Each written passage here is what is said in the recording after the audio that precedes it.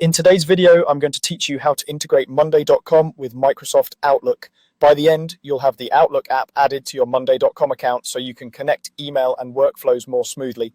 Before we begin, make sure you're signed into a Monday.com workspace where you have permission to install apps, and confirm that pop-ups aren't blocked in your browser, since the install process may open a separate window. Start by heading to Monday.com and signing into your account. If your organization has multiple workspaces, glance at the top of the interface to confirm you're in the right one for this integration. It's best to do this from a desktop browser for the clearest view of the admin and app menus. Once you're in, look to the top right of the screen and find the small puzzle-shaped icon. This is the apps or marketplace icon, and it's where you'll add integrations. If your window is very narrow, the icon might collapse into a menu. Widening your browser or opening the main menu should make it visible. Click that puzzle icon to open the app marketplace. In the marketplace, use the search bar and type Microsoft Outlook. Keep your spelling simple and exact to get the most accurate result.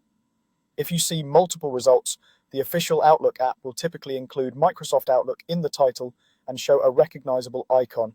You can also use filters like categories or most popular if your marketplace is crowded. Next, click the Microsoft Outlook app from the search results to open its overview page.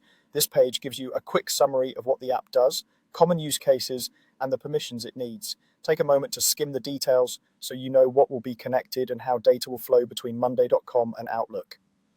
If your organization has guidelines about integrations, this is a good time to verify everything aligns with your policies. When you're ready, click Install App. During installation, you may be asked to choose a workspace or board scope and to grant permissions. It's common to see a secure sign-in prompt for your Microsoft account, so allow the pop-up and authenticate as needed.